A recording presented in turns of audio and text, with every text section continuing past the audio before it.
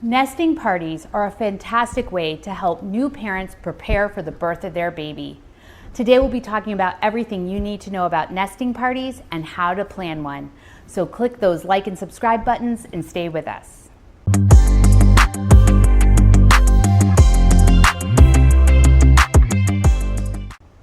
Nesting is a natural instinct to prepare your home for a new baby.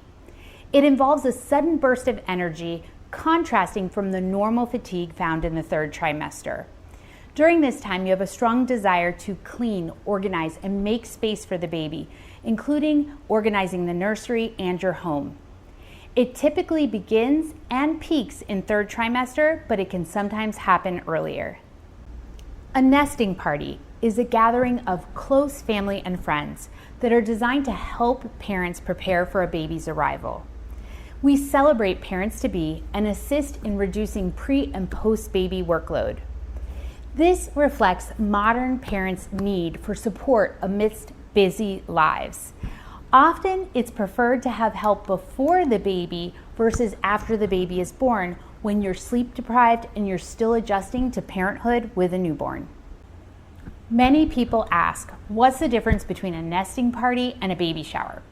Baby showers are formal, gift-oriented events that usually have games and themes. Nesting parties prioritize the practical stuff, the preparations and acts of service that new parents are going to need. Nesting parties typically involve organizing and putting away gifts that you receive at the baby shower. Now, it's possible to merge both of those celebrations together, but if you're going to do this, keep the guest list small so that nesting tasks get accomplished.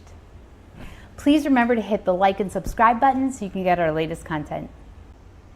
There are many things that can happen during your nesting party. These can include washing and organizing your baby's clothes and linens. You can also complete your nursery setup and pack your hospital bag. Have people prepare meals for you. Meal prepping is awesome for the postpartum weeks. And make sure they're easy freezer meals and snacks.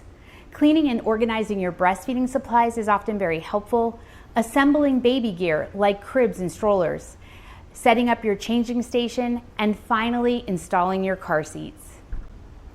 Here are some tips for holding the best nesting party ever. The starting tip is location. It's best to be held at the parents-to-be's home because that's where you're going to be doing all the work and it's the easiest for everybody. When you're inviting people, make sure you keep the guest list small. It should only be trusted, close friends and family. Create a clear list of tasks and instructions that you're hoping to get done. And you want to assign those tasks to guests, giving them time for completion. You also want to use guest-specific skills. So if somebody knows how to cook, have them prepping meals.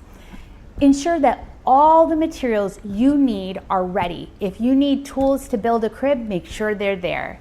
And make sure you have food and fun to celebrate the occasion while getting stuff done. I hope this video has helped you learn everything you need to know about nesting parties and how to plan an amazing one. Please share your comments and let us know what topics you would like to hear more about.